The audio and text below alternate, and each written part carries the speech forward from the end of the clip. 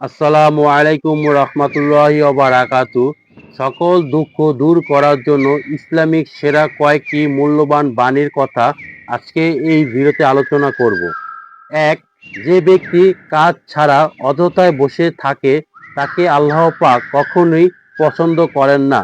যখন সে দুনিয়াতে জীবনের জন্য কোনো কাজ করতেছে না, এমনকি আখিরাতের জন্য কোনো কাজ করতেছে না, ওই ব্যক্তিকে আল্লাহ পাক ঘৃণা করে।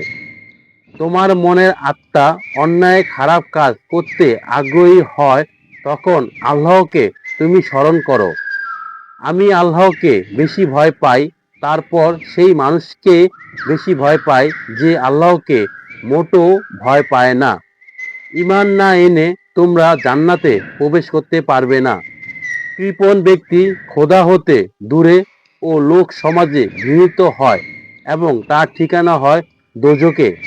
যে স্থানে থাকা আল্লাহ নিষেধ করেছেন সেখানে আপনার উপস্থিতি হয়, এবং যেখানে থাকতে আল্লাহ আদেশ করেছেন সেখানে আপনার অনুপস্থিতি হয়। এই ব্যাপারে সাবধান হন।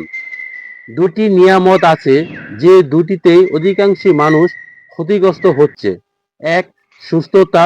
দুই, অবসর। আপনার পাপ গুলো আল্লাহর দয়া থেকে বড় নয়।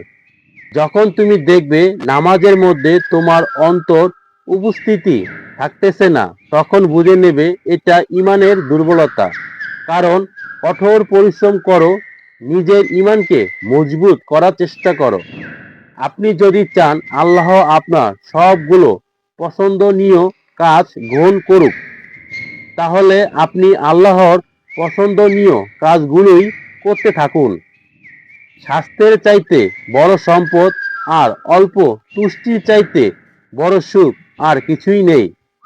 নিজেকে দুশ্চিন্তা মুক্ত রাখতে প্রতিটি বিষয়ে আল্লাহর উপর ভরসা করুন, কেননা আপনার জন্য কোনটি কল্যাণকর তিনিই ভালো জানেন। যে ব্যক্তি আপনার আল্লাহকে পছন্দ করে না, আপনিও তাকে পছন্দ করার কোনো যুক্তি নেই। যে বিষয়ে মনে খটকা লাগে সে বিষয় এড়িয়ে চলুন। পৃথিবীর জীবন তার 3টি দিনের। গতকালের দিনটিতে যা করা হয়েছে সেগুলো সেই দিনেই চলে গেছে।